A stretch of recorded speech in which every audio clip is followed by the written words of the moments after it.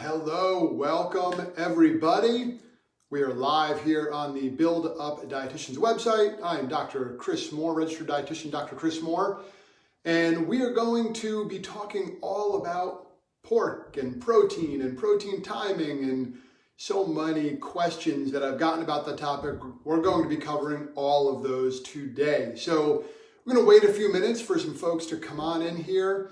I know I see some folks coming in, but I'm going to encourage you to please, as you're dropping in, say hello, tell me where you're from, ask some questions, whatever it may be. But please actually ask some questions. That would be amazing. We're going to be giving away a little prize pack for those who actually comment and who have the chance to drop in some questions. So please make sure you do that today. I'll be talking more about that prize pack. I'm going to keep you on the edge of your seats for a moment.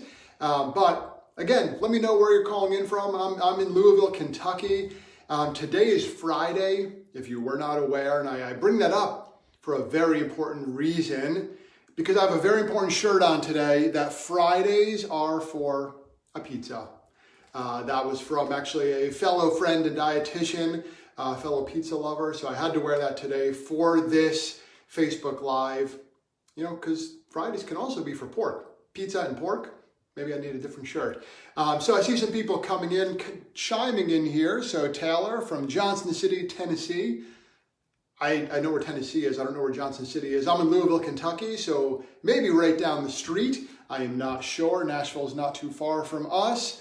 Let's see. I see someone, I see Leah's from the mountains of North Carolina, where it's kind of humid today. Well, Leah, I don't know about how humid it is, but it was 108 degrees with the heat index here in Louisville, Kentucky yesterday. So I don't know if you can top that. It was a rough day out there in Louisville. And I think a lot of the country, I actually talked to someone from Canada this morning, and he was saying the same thing actually. So let's see, I see Bryce is coming in from PA. Lovely, I love Pennsylvania. I actually did my undergrad at Penn State and did my PhD at Pitt. So I spent a lot of time in Pennsylvania, and actually almost all of my in-laws are from Pittsburgh. So lots of connections to PA. So thanks for tuning in. Who else do we have here? Remember, as we're going through this, I see someone, let's see, Deb from Montana. All right, we got people all over the country. I love it. I love it. I love it. So we got someone else from Asheville. I might be reaching out to you, Taylor. We might be taking a trip to Asheville soon. So I know Leah's from there as well. So I might need to pick your brains on where we should be going and staying in the fall. Yes, Deb, planning pizza with ham for dinner. Look at that. So Fridays are for a pizza. And as I mentioned, Fridays are for pork as well. So you got your ham and pizza combination. Beautiful. So we're going to be getting started in just a minute. I have 12 o'clock actually on the nose right now. So let's say hello to some other people. Someone from Scotland, Tammy, welcome. Calling in from Scotland. I love it. Very, very cool. We have Ali from Seattle. So lots of good people here checking in. Awesome. Thank you, thank you, thank you. So we're going to be talking today, as I mentioned, all about protein. And protein is one of my favorite topics. And I bet it's one of some of yours as well, as the dietitians who are checking in here, and anyone else who might be interested in just eating well and science-based nutrition information. So before we get into that though, first I certainly want to thank the National Pork Board for sponsoring this session. We're not going to be just talking about pork, but of course it is a great source of protein. But I also want to remind you that please, I love people tuning in, telling us where they're from, but now your next assignment is that I want you to let me know, drop any questions you have in the chat box. I'll be trying to scroll through and read those as they come up. So the theme is protein, okay? Keep in mind now, as a little incentive to drop those questions in there, you are going to be eligible when you put a question in there for a pork prize package with lots and lots of goodies in there. So those who are commenting, again, they are checking out who is in there, who is commenting. And so make sure you ask some great questions to be eligible for a chance for a beautiful pork prize package. That is a tongue twister. But more importantly than that, we'll talk about protein as well and answer those questions. And I did have to stop myself because I saw someone calling in from New Jersey. It's my old stomping grounds, Lori. So thank you for calling in from New Jersey. I am from the Morristown area. I'm not sure exactly where you are. In New Jersey, that's okay, but always love Jersey. All right, so let's now talk about protein. Let's start with that. So the question always comes up. I've been doing this as a dietitian now for about 20 years, and people always ask about how much protein I should eat, right? You know, it's interesting when we think about nutrition. Carbohydrates have been on the chopping block for so long, and they've come and gone in popularity. Fat has as well, but protein seems to be here to stay, right? People haven't questioned about protein's utility, and we know that protein is certainly important. You know, protein, of course, I don't have to tell this audience, but let's just a quick reminder, it's important for building and maintaining muscle. I say building, of course, in and of itself, it's not as easy as eating protein and getting big muscles or just gaining strength or maintaining strength. But of course, we have to combine that with resistance training as well. That's a whole different topic for discussion. Maybe we'll do that another time. But the question then is that I've got is how much protein should I eat? So we have the basic RDA. And the RDA is 0.8 grams of protein per kilogram of body weight. Okay, now a kilogram, again, I think most are familiar, but just to make sure we emphasize that. So it is your weight in pounds divided by 2.2. So per kilogram of body weight, however much you weigh in pounds divided by 2.2 will give you kilograms. And then the RDA is 0.8 grams per kilogram. So to be honest, that seems a little low. And according to a lot of the research, it might be a little low, but there's a caveat. And that's, again, remember, as we know, the RDAs are really just to prevent deficiency. So it doesn't necessarily mean optimal. So then the question is there an optimal intake for protein? And does that vary among the average person and someone who exercises, maybe someone who strength trains, someone who's an endurance athlete? A lot of different variations or variables within this equation. So what I want to do is first talk about take that basic protein recommendation and increase it for those athletes, or talk about what the increase is for those athletes. And in general, most of the data shows it's around 1.6 to 1.8 grams per kilogram of body weight for most athletes. And that's really across the board, strength and endurance athletes and so on. There's slight variations, but I don't want you to do calculations unless you really want to do calculations. Instead, I want to talk about some other research that isn't just showing that protein is important, but is specifically around when we eat our protein. So yes, how much we eat is important, okay? And most data, when you look at the guidelines and so on and some of the scientific data out there, on average, we are eating, last I saw, it's about 16% of our intake from protein in terms of our overall calories, right around there. Now, some data shows that should be a little bit higher than that, maybe 25 or so % of our calories from protein. But even breaking it down one step further is when we eat that protein. So it's not just that I eat all my protein at night and I'm sufficient, I get my needs. Because what we want to think about is, what does protein do for us and when do we need it throughout the day? Well, what we do, what's important is that we make sure we're fueling our body consistently with protein, because we don't necessarily store it efficiently, right? So carbohydrates we store as glycogen, and if there's excess, we store as fat. Same thing with fat. We have, of course, storage depots for fat, but there's no storage depot, for lack of a better term, for protein itself. So that means when I eat my protein, several hours later, essentially that protein is gone. So I eat protein synthesis increases. Protein synthesis is another way to say that ultimately, if we have that synthesis elevated for a period of time, then we can gain muscle or gain strength or repair muscle and so on. That seems to peak after protein is consumed within about 2 hours. So that peak is about 2 hours and then it seems to decrease a little bit, okay? So that being said, if I don't eat protein all day or have very little all day and eat a big piece of, like a big pork chop in the evening, for example, that's great for a couple hours after my meal, but then the next morning, I've done what I need with that protein, excreted the rest, and that's the end of the story. So what's important with this whole topic is we need to spread our protein intake pretty evenly throughout the day. Because currently, when you look at the research, most people eat very little protein in the morning. About 10, 12% of their total protein intake is in the morning. Then that increases to about 20 or so percent in the afternoon. And then in the evening is the remainder of your protein intake. And that could be as high as 50, 60% of our intake.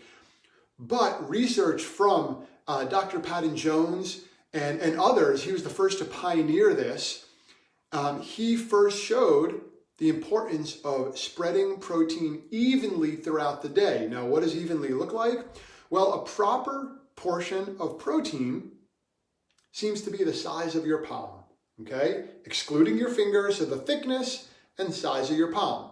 That could be a pork chop, that could be some fish, that can be some tofu, that could be beans and rice, and a combination of different foods for sure, because protein should come from a whole variety of information. And now I'm going to take a pause. I've been talking a lot, and I saw someone just put in for, specifically Leah put in for pork board's information on the protein in pork. She put a website right in the chat, so thank you for doing that. And again, I'm reminding you, see lots of people checking in and watching. Any questions, I'm going to try to scroll through to see if I missed any. Make sure I have any questions that I have missed. Lots of people tuning in. I see someone from Louisville, Kentucky. Carolyn, welcome. We are probably right down the road from each other. I'm in Kentucky.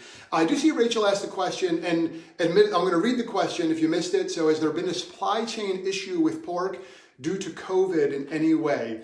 And I know very little about this. What I do know is, yes, there was an issue with some supply chain issues.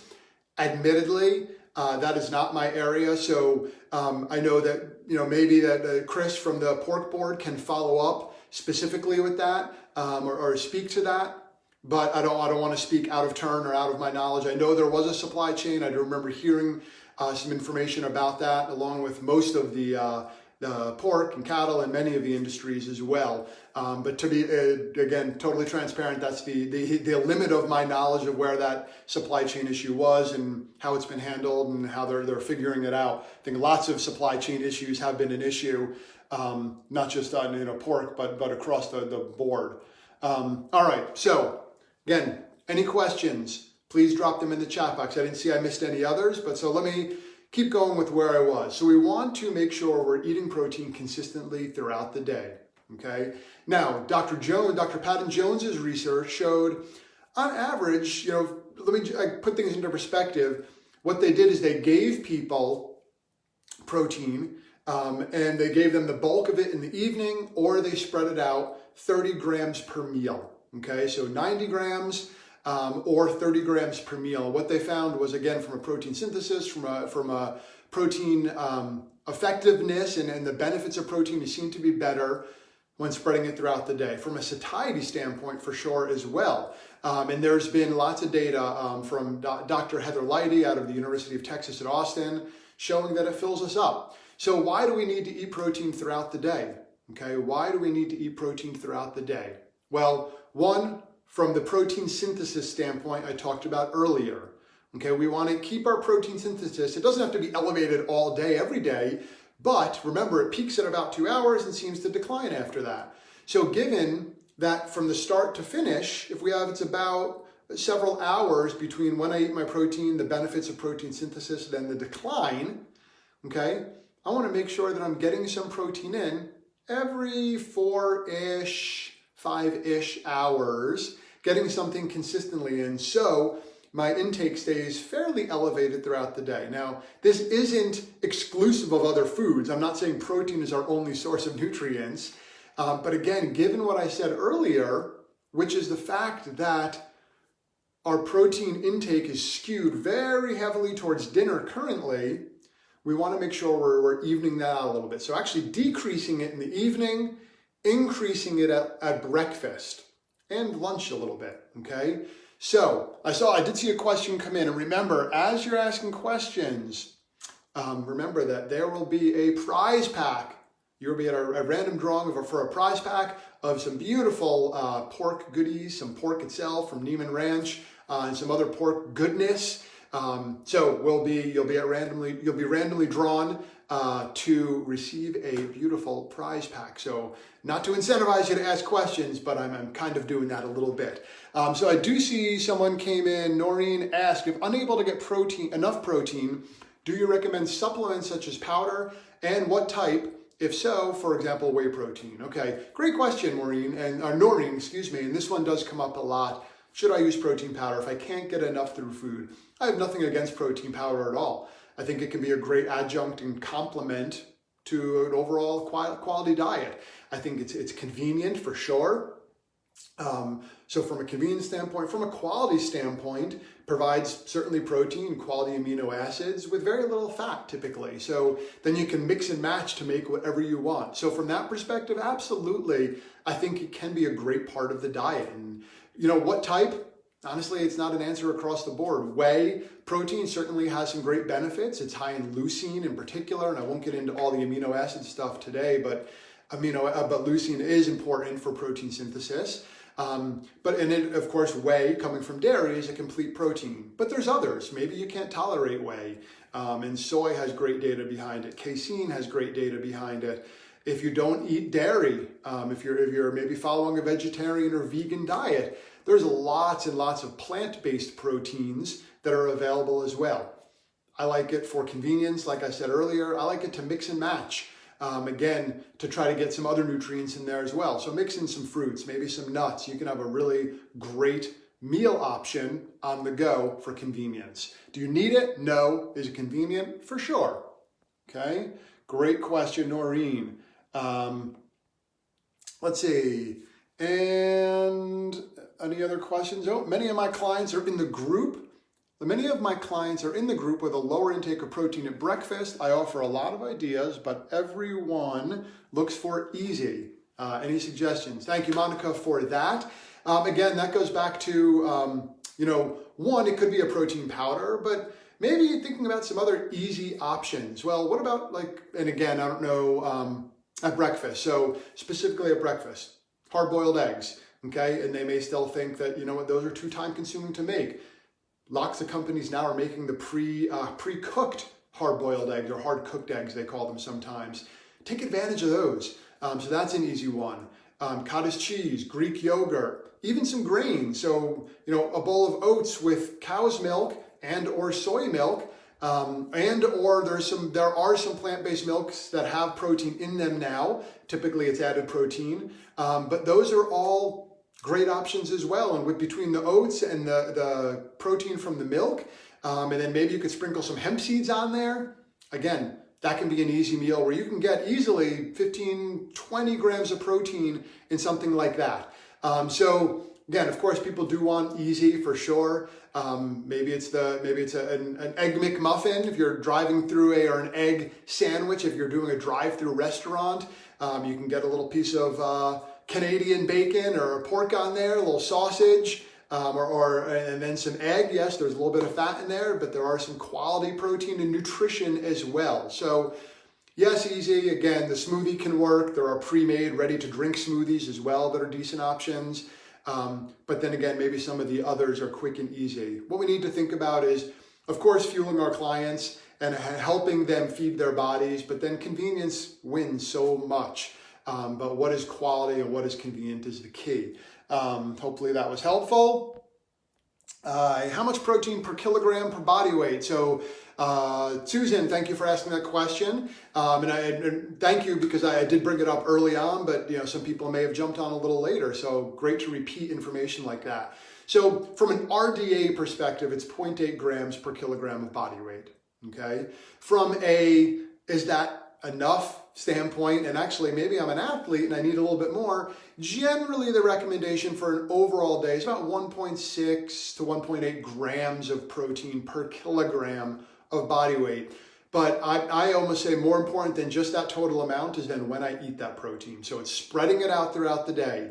And I'm going to go back to the research I talked about. So Dr. Doug Patton-Jones pioneered a lot of that early data with the 30 grams per meal. But then, again, not everyone weighs the same depending on your size and gender and activity level. So I've presented with him many times and I've read his research. And typically what I tell people, and he does as well, is 20 to 30 grams per meal is pretty sufficient, depending on your overall needs for the day. Now, to be honest, I've worked with some professional athletes who are a lot larger than many of us, whether it's professional football players, professional wrestlers, and actually, to be honest, I'd say that they could maybe use even a little bit more than that per meal because it's relative to body size as well. And then relative to body size, but then also maybe even a more frequent feeding of a larger or a protein intake, because eating so much protein is satiating. So it's maybe even hard to digest and eat that much at once. Okay. Now, a couple good questions. Chris, after this is over, can you drop into the chat some links to the research you've mentioned? Yes, we used to be told that if you eat too much protein, it turns to fat, or that it harms your kidneys. How do you respond to that? Yes, thank you for that. Yes, I can certainly jump into the chat after, and let me answer that specifically. Protein is perfectly safe. I'll start right there. There were some data, or not data, there were questions that too much protein, because of the way that it breaks down, you excrete it, it's harmful for kidneys. That is 100% been refuted many times in the literature. It is not the case.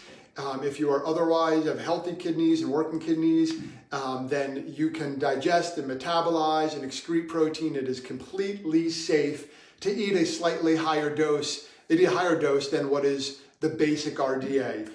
There's been some other concerns that too much protein leaches calcium from the bones. Again, this has been disproven many times over. And a lot of great data to support that higher protein intakes than the standard recommendation are perfectly healthy, and or not just healthy, but really maybe recommended. I've talked about some of the protein synthesis from a muscle gain, a strength gain perspective, but then I brought up another researcher who's done some great data on the satiating effects of protein. Dr. Heather Leidy, her name is. She's currently at the University of Texas at Austin. She has done some research to show that higher protein intakes in the morning, because of the satiety effect and the satiating effect of that protein, it's so powerful that it actually has resulted in people eating less after dinner. So this particular study I'm talking about, she gave teenage girls, obese teenage girls in this particular study, overweight and obese, they gave them different levels of protein in the morning. And it was either 0 grams of protein, that was again, the breakfast skipping group, or there was another group that had 10 grams of protein, or a group that had 35 grams of protein. The other calories were the same in the two groups who were fed. Then they gave them coolers to take home with them with a whole bunch of different foods, snack foods, from fruits and vegetables to cookies and other types of foods. And the idea, they were fed throughout the day, actually, all isocaloric diets. But then these coolers, they could eat them in the evening, eat from them in the evening, and then bring them back to see what was consumed. And what they found was those who had the higher protein intake in the morning consumed about 300-ish less calories after dinner because of the satiety effects, the satiating effects of protein. And in that, it was, and I'm admittedly blanking on this part of the research. It was either that study or others she's done that actually they did some MRIs of the brain to kind of see what was happening in the brain. And what they found is where the hormones, the satiety hormones were actually impacted as well from that higher level of protein. So protein has that effect. And when we think about that, it's going to keep us sustained throughout the day. Again, not saying that you should eat that and then skip lunch necessarily, but it can fuel your body and keep you with maybe higher energy and more sustained throughout the day. So that's why we want to start to think about just more protein in the morning. right? Again, because so many people are on the go and just eating low levels of protein. Someone asked earlier about what are some easy, quick sources, and I mentioned things like cottage cheese and Greek yogurt. Could be hard-boiled eggs, or the pre-cooked hard-boiled eggs are in the store. The pre-made, ready-to-drink shakes are fine, in my opinion. Some smoothies, if you're on the go and that works for you, are all great options. So quick, easy. If you have a little more time, maybe it can be leftovers from the night before. For example, this morning, we had some pulled pork for dinner last night, some pulled pork sandwiches. And when the kids went to school this morning, my wife and I actually had some leftover of that pulled pork with some eggs and some veggies. So lots of options. Of course, it doesn't have to be animal protein. There's beans and tofu and nuts and grains and seeds. All of those contribute to our protein. So we're fortunate that in many areas of the world, there's a variety of protein sources, and that's what we want to think about. Variety and timing, spread it throughout the day. What else? Thank you for addressing the protein breakfast ideas. You're welcome, Deb. Which nuts do you recommend for the best sources of protein? Honestly, a variety. There are going to be slight differences within some of the nuts. I know pistachios recently was granted, I spoke out of turn. They recently, I think they're considered a good plant protein source. That recent announcement came from pistachios. I don't know the exact amounts within a serving of pistachios, but honestly, walnuts and peanuts are good, and a variety of nuts are good. The key there, now one thing that's important, yes, they can complement other foods, but to get enough protein just from nuts alone would also be a significant amount of calories. So that those are balanced as maybe a great snack, a handful of nuts, or as a complement, like I said, to a bowl of oats or a smoothie or something like that. But variety is key there. Let's see, anyone else? Do you suggest using an adjusted body weight for overweight or obese patients? If we're looking at weight loss, then some people have talked about using lean body tissue as your measure for how much protein people should eat. I think that could be one way to do it for sure. I think it is important that the higher protein diets in general, again, I'm not saying high protein excluding other nutrients, but higher protein has been shown to maintain lean muscle. So I think that is a good way, looking at lean body mass if you can, or generally trying to estimate it as best you can, and using that for your overall recommendation versus just overall body weight. Great question, Lori. My hospitalized patients often can't eat 3 hearty meals a day with small amounts of protein. 5 to 6 times a day be just as beneficial. Yeah, absolutely. It's a great point. It doesn't have to be that 20 or 30 grams. That might be significant for a lot of people, especially people who don't eat breakfast or eat very little. I've heard from people, whoa, well now 20 or 30 grams, that's significant. So spread that out. If that's more reasonable for them, yes. And as dietitians, hopefully that we know now that there's not one black and white, it's this or that. There's lots of ways to make this work for you, right? We need to be flexible and work with what works with people. Do you know of any research, from Julie, do you know of any research about protein intake in children, specifically children that are consuming protein shakes and powders regularly? So I don't know the age of the children, and admittedly, I'm not exactly sure of the protein requirements for kids, to be honest. Typically, what I've seen is using that same palm of their hand is relative to their body. So it's obviously going to be a little bit less, but I am not a pediatric dietitian by any stretch of the imagination, even though I do have kids. So I'm a practicing dietitian, I guess, for my kids. But what I would say specifically children who are consuming protein shakes and powders regularly, there's nothing unsafe about that. It's usually not necessary. Our kids actually for breakfast this morning, they had a smoothie bowl. We didn't put protein powder in there. I'm not against it, but we just made it with milk and some fresh fruit and a little bit of Greek yogurt. So they don't need protein powder. That being said, it's not harmful as long as this protein isn't excluding other nutrients. Okay, so because it is very satiating, I don't want protein to take place of fruits and vegetables or any other quality nutrients in the diet. All right, let's see. And you're like, oh, I've noticed the uptake in the nutrition supplements on the market that contain 30-gram protein or more and lower calories. I often have to explain to my oncology patients that they need both protein and calories. It's important to educate patients what to look for when they purchase these supplements. Yes, absolutely. Great point. Thank you for sharing that. We want to make sure that protein isn't the only important nutrient. It's funny, I just said that previously, not seeing this message. So yes, especially in that population, all calories, we definitely need a overall high quality calories for sure. Protein isn't the only nutrient. For breakfast ideas, some people are Tammy added into what I mentioned earlier. So leftovers like steak, pork chops, beef patties, sausage patties, egg bites. Yes, please. Leftovers are great and leftovers are realistic. Okay. It's especially, now more than ever, people are maybe going back to work or back into an office, I should say, potentially. Kids might be back in schools, but that's what leftovers are convenient, they're quick, they're easy, and they can be great high quality options. And then a lot of those things you mentioned weren't traditional breakfast foods. That's okay. They don't have to be, right? They can be, but we can eat so many different options for breakfast that work. The other day I had some leftover pasta, then there were some meatballs with it. It sounded really good to me. And I had a little piece of fruit on the side. It wasn't traditional breakfast, but it tasted great. So again, many ways to make nutrition work for you. Someone said I like the high protein cereals. Yeah, there's many of those as well. I didn't even allude to those, and I should have. There's a variety of options. So again, whole foods always the first and foremost in terms of recommendations, but then things like the higher protein cereals, which sometimes have protein powder added to them. Not always, sometimes. Great. Or protein shakes. Great. They can complement a great diet. Let's see if any more questions are coming in. And I want to see, I don't want to be cognizant of the time here. We're at 12:30. I'll hang out for a little bit longer, then I will put some of those questions in the comments. I do see that, yes, great idea with the leftovers, absolutely.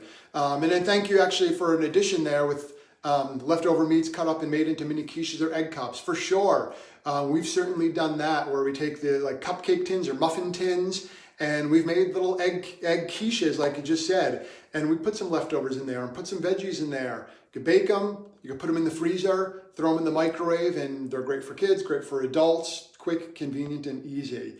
Can you address complete proteins? For example, how to combine incomplete proteins to make it complete? Yes, and I say the and for an important reason. So I know when I first went to school for nutrition, a lot of the topic around protein was complete or incomplete. In other words, was it missing one or another or low in one or another amino acid? And then the idea, and again, I know this is basic to many of you, always good to go back to basics sometimes. But so the idea was combining different proteins. Rice and beans is always the example that's given, or often, because rice has an amino acid that beans do not, and they complement each other. That's fantastic. But more recently, what I've started to see is that we don't necessarily have to eat those complementary proteins together in the same meal. So rice and beans do taste great together, but if you don't want rice and beans in a meal, what if I have them throughout the day over a 24-hour period? And it seems to be that is sufficient. As long as we get those amino acids, because we do eat a variety of proteins as a whole, it seems to be they don't necessarily have to be consumed at the same meal every single time. So it's kind of like nutrition as a whole and vitamins and minerals. We don't need to eat all of them at once. As long as we have them spread throughout the day and consistently in general in our diet, that seems to be sufficient. All right, let's see. You can freeze and microwave them when you want to eat them, referring to the quiches and so on. Yep, absolutely. Thank you for chiming in. Again, reminding you there is a beautiful prize package for all those questions that are coming in. So lots of you are eligible for that.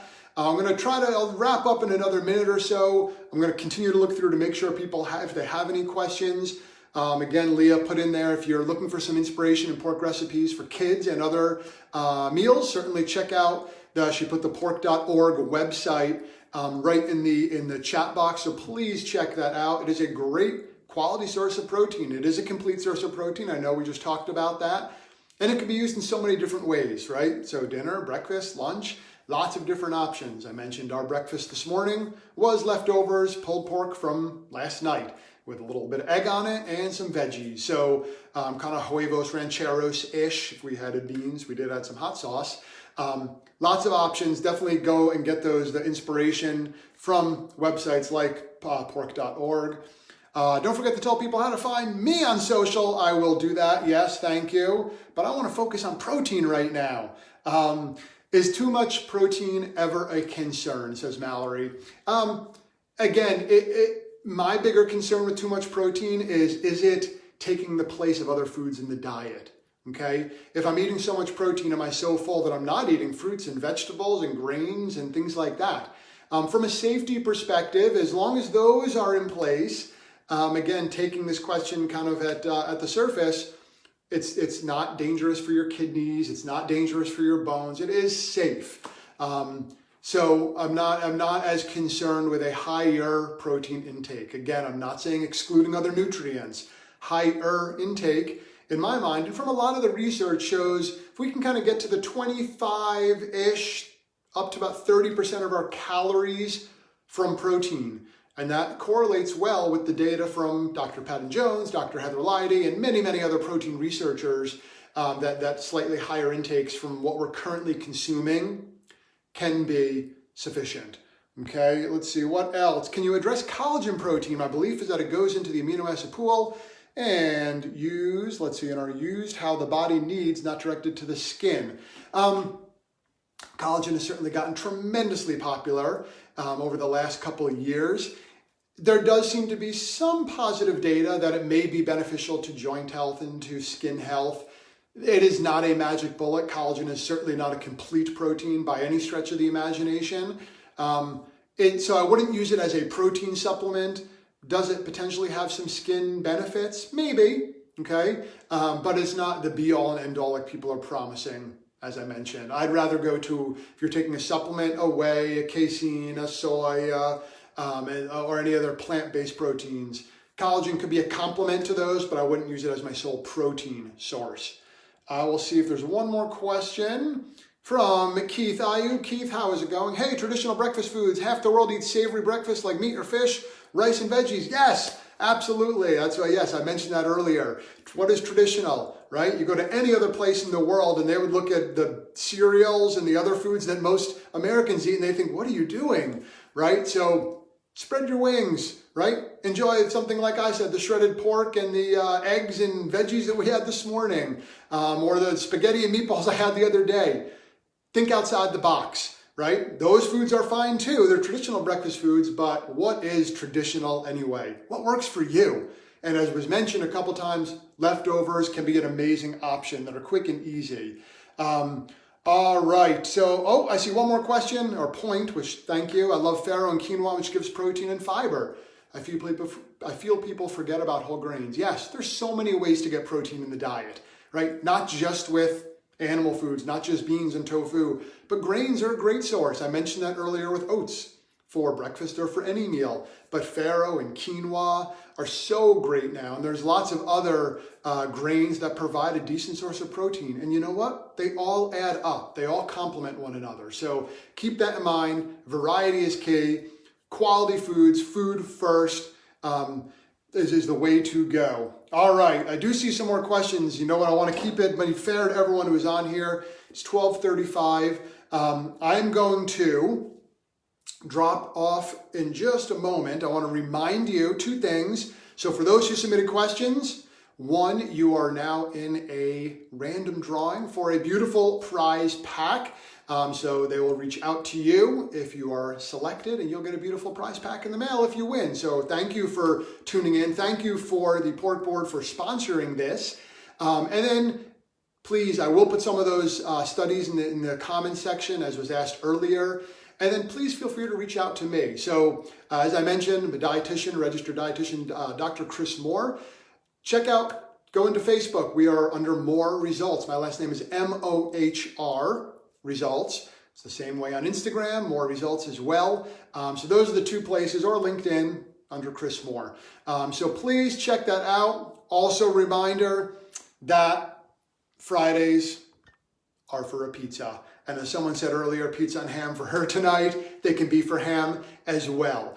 So that being said, have a great Friday, everybody. Thank you so much for tuning in. And again, I'll be in the comments. I'll put some of those studies. Please put more questions in there if you have them. Thanks, everyone. Have a great day.